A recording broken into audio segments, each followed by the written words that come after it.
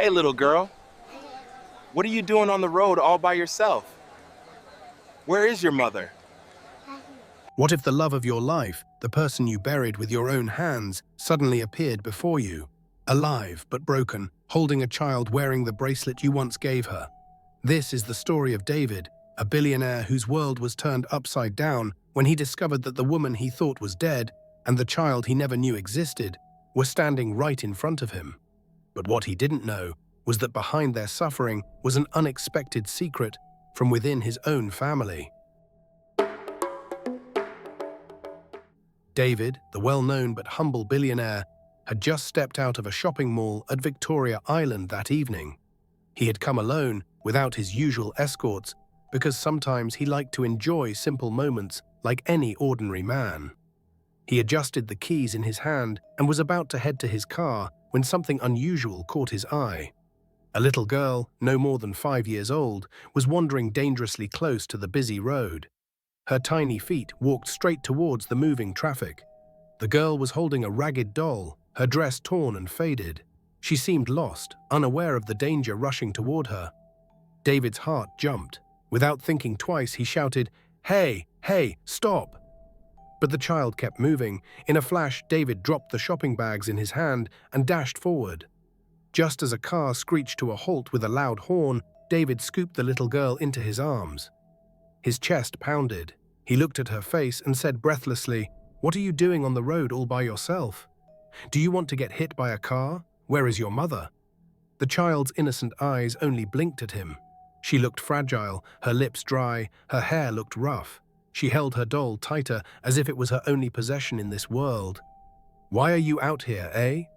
Tell me, where is your mother?" David asked again, trying to sound gentle instead of angry. But as he looked down at her tiny wrist, something froze him on the spot. A bracelet. Not just any bracelet, his bracelet. The same golden bracelet he had given to the love of his life, Ella, many years ago. The same bracelet that was supposed to have been buried with her when death claimed to have snatched her away from him. David's breath caught. He held the girl's wrist carefully, staring at the small chain. His hand trembled. His voice cracked as he whispered, Where did you get this from?" The girl said nothing. Her innocent face remained calm, almost as if she didn't even understand what he was asking. David knelt down slowly to her height, his eyes pleading. "Don't worry, I won't hurt you. I promise. I just want to know, who gave you this bracelet?" The little girl blinked again and then turned her small finger towards a direction at the far end of the street. David's eyes followed her gesture, and then he froze completely. A woman was walking towards them. Her steps were weak, her body clothed in rags. Her hair was rough, her face pale, her slippers worn out. But even in her shabby condition, David would recognize her anywhere. It was Ella, the woman he had once loved with all his heart. The woman he thought he had lost forever. The woman he had cried for at a graveside years ago.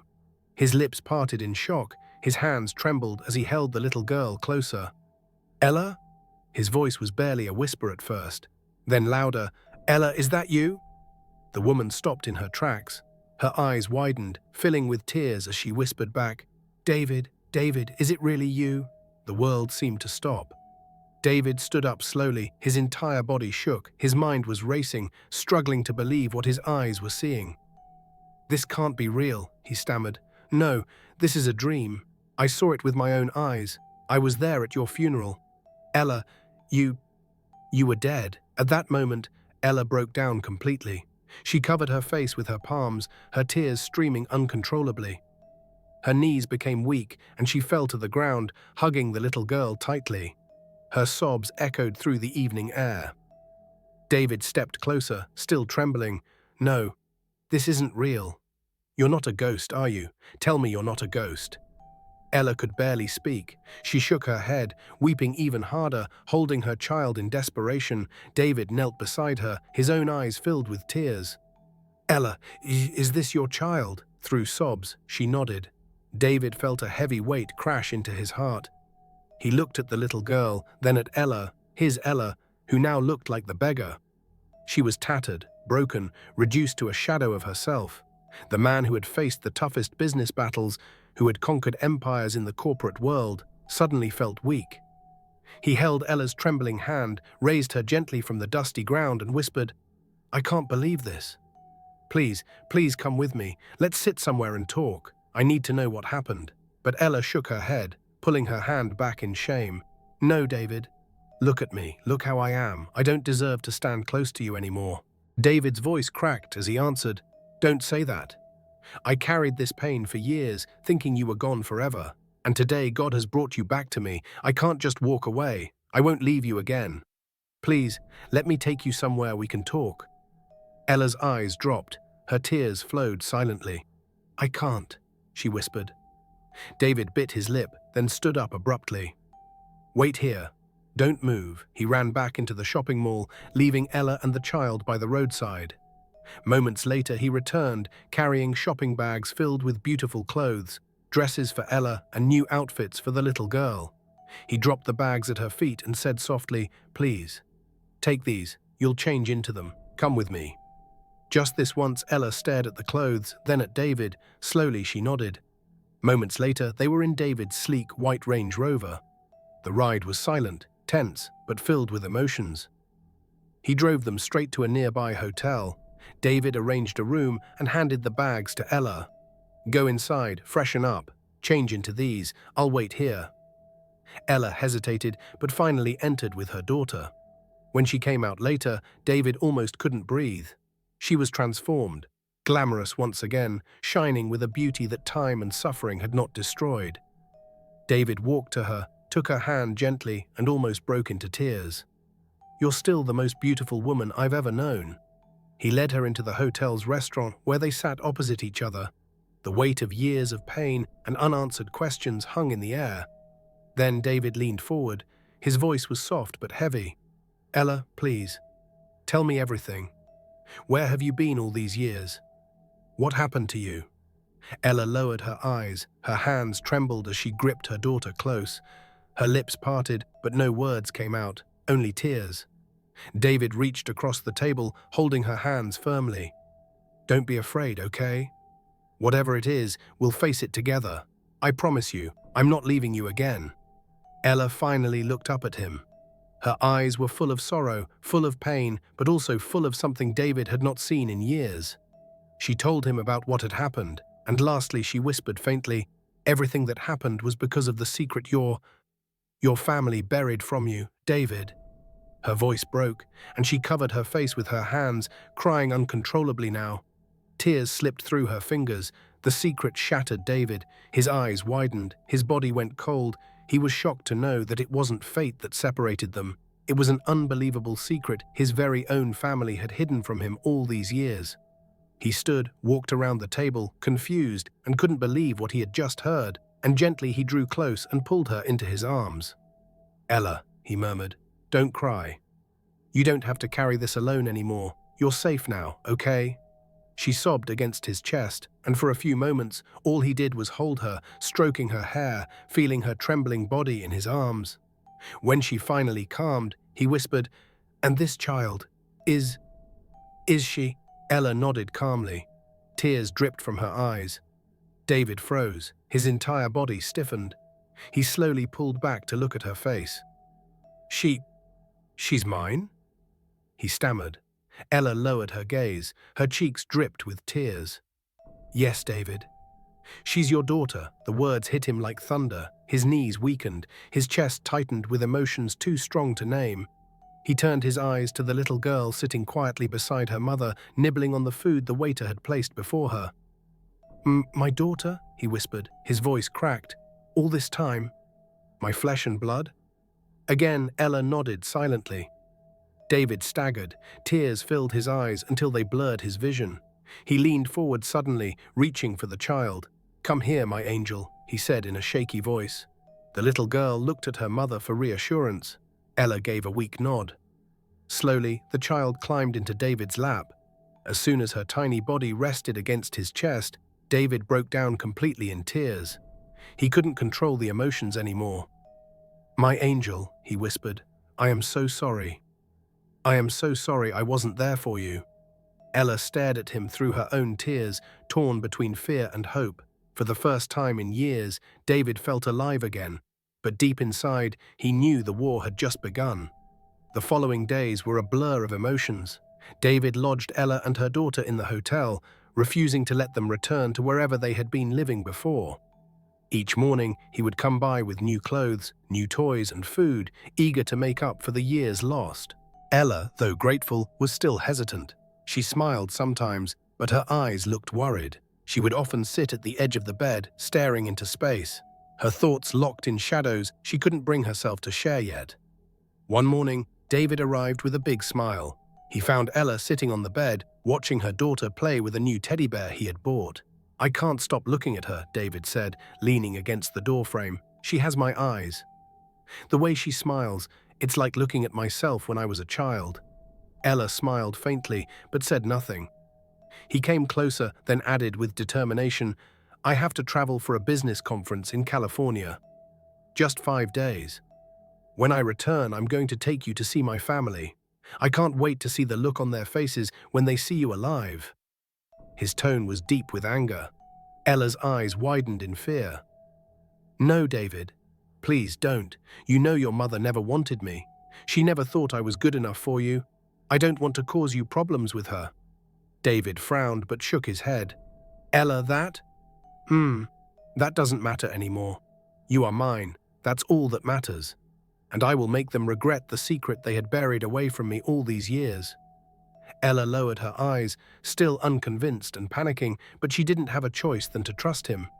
David kissed her forehead. "Don't worry. When I return, everything will be all right. We will fight this together." He kissed the little girl's forehead and left. That evening, he left for the airport. On the flight, his mind was restless. The image of Ella's tears haunted him. But he convinced himself he would fix everything. He just had to. Meanwhile, Ella stood by the window of the hotel, holding her daughter close. She watched the city lights flicker outside. Her lips trembled as she whispered into the night, "Oh Lord, help me. The truth will shake everything. But maybe this time, justice will finally come." She held her daughter tighter, rocking her gently. The 5 days of David's trip to California felt like 5 months to Ella. Each night, Ella lay awake in the hotel room, watching her daughter's chest rise and fall as she slept peacefully, staring into space and wondering what would happen when David's words finally came true.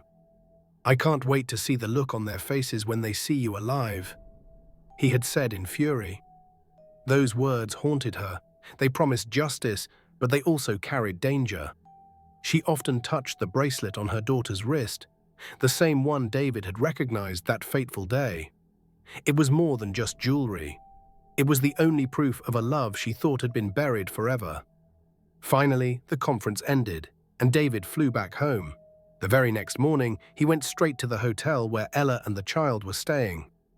The little girl ran into his arms the moment she saw him, and David lifted her high. His laughter echoed in the room. "I missed you, my angel," he said, kissing her forehead. He turned to Ella, "And I missed you even more." Ella blushed faintly. Her eyes glistened. She had missed him too, more than she dared admit.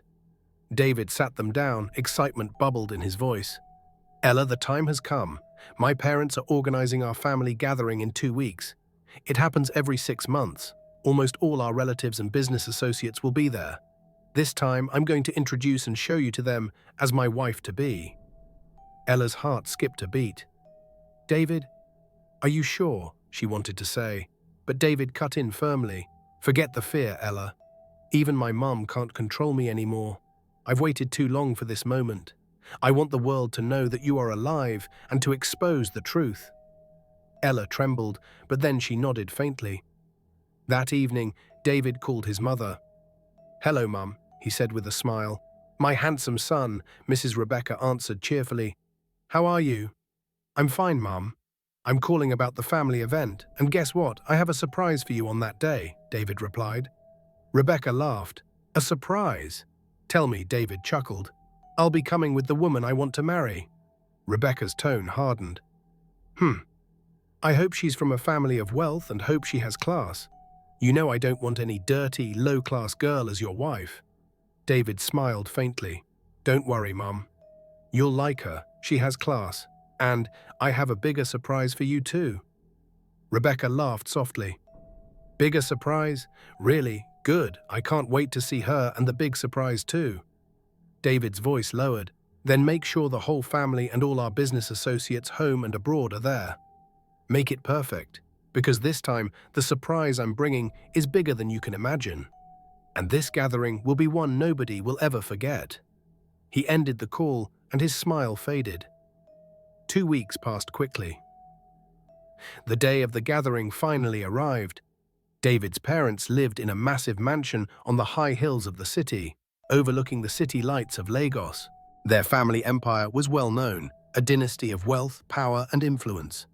Every gathering was like a festival. Luxury cars lined the compound, servants rushed about, and relatives arrived from abroad. David's mother, Mrs. Rebecca, was the queen of the house. Tall, elegant, with sharp eyes that saw everything, she was known for her pride and arrogance. She often boasted that no ordinary girl would ever enter her family as a daughter-in-law. That morning, she walked around the mansion giving instructions to the staff. Her jewelry glittered.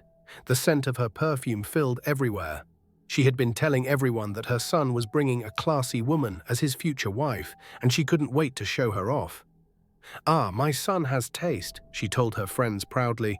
"I know he will never disappoint me with some useless girl from the street." "No way." Her friends laughed, nodding in agreement. Meanwhile, David was on his way, driving his Range Rover with Ella beside him and their daughter sitting quietly at the back. Ella's palms were sweaty. Her heart raced as the gates of the mansion drew closer.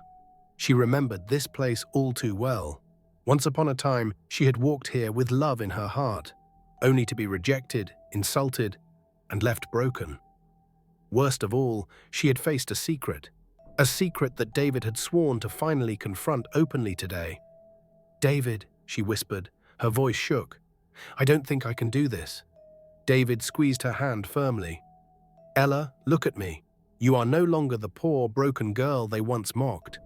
You are now the mother of my child, the love of my life. You are everything to me. Hold your head high. You belong here as much as anyone else." Ella swallowed hard, nodding faintly. She wished she had David's courage.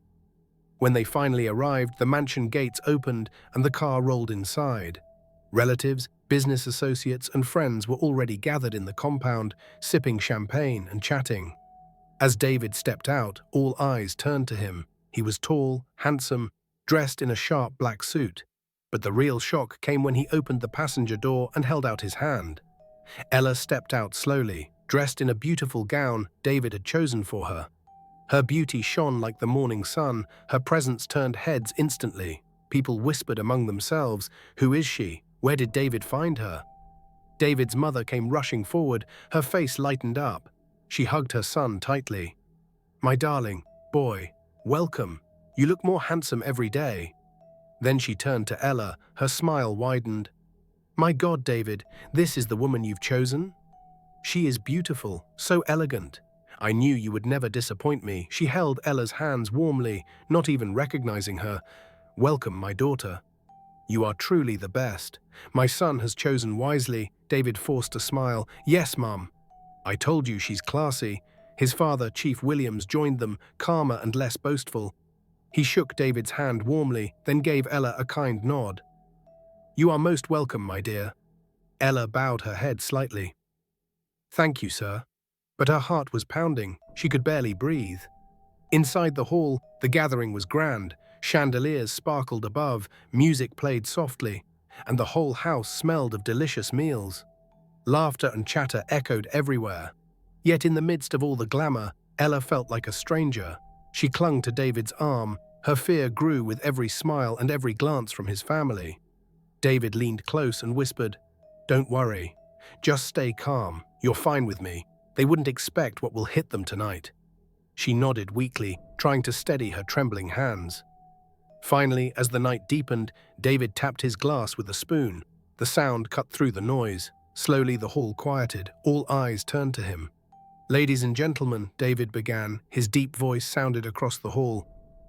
"Thank you all for coming tonight. This family gathering has always been about celebrating our legacy. But tonight, I want to share something even greater. Tonight, I want to introduce the woman who means everything to me. The crowd clapped politely. Everyone smiled. Mrs. Rebecca's face shone with pride. David turned to Ella. His eyes were tender. He took her hand and lifted it gently. "This woman is my heart. She is the one I want to spend the rest of my life with." Cheers filled the hall. Some relatives shouted, "Congratulations!" Others clapped loudly. But then David's voice changed, becoming firm, his gaze fixed on his mother. "Mother," he said slowly, "do you remember Ella Simon?" The hall froze. The name fell like a heavy stone in water. The cheerful noise died instantly. Heads turned, whispers broke out. Rebecca's smile vanished, her face stiffened. "Ella Simon?" she said sharply. "Why would you mention such a name here? That girl is dead, long gone. Don't disgrace us by speaking of her." David's lips curled into a cold smile. He squeezed Ella's hand tighter and said, "No, Mother. She isn't dead.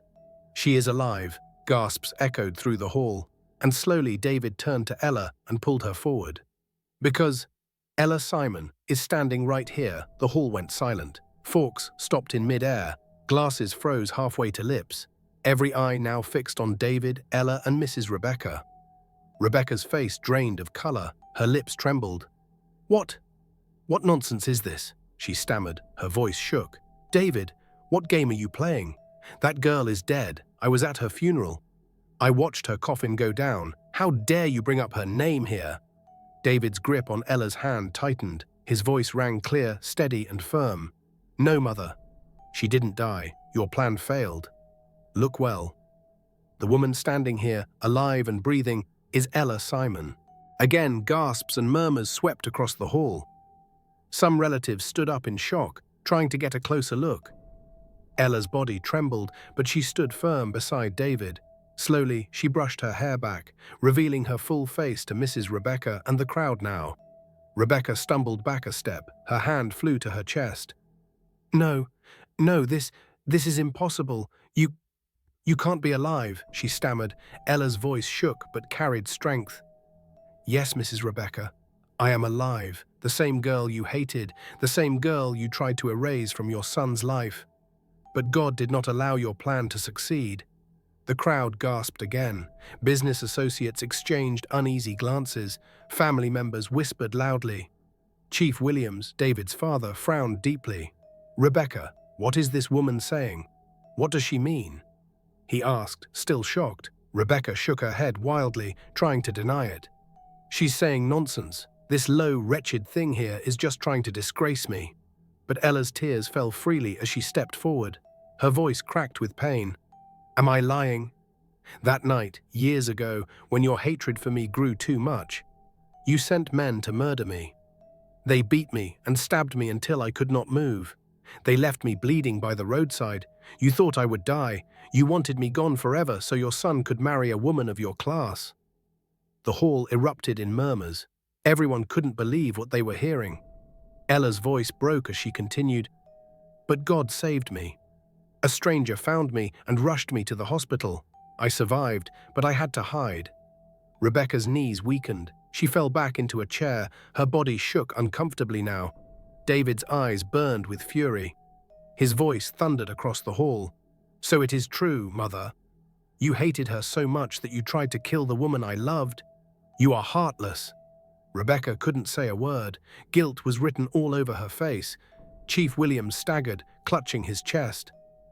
"Rebecca, you tried to kill her and framed her death. I thought you only hated an innocent girl. How could you soil your hand in blood?" At this moment, Rebecca's lips trembled. I only wanted her to disappear. I didn't mean—" "You didn't mean what?" David cut in sharply. "You didn't mean to kill her. You didn't mean to destroy my life. You didn't mean to rob me of the woman I ever loved. You're a monster. And guess what?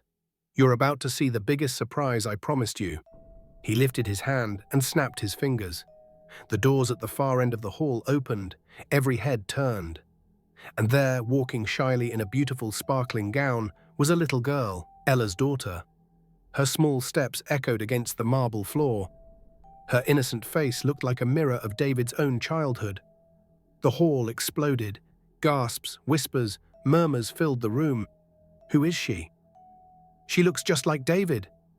Could it be? The little girl walked straight to David. He bent down, scooped her into his arms, and turned back to the crowd.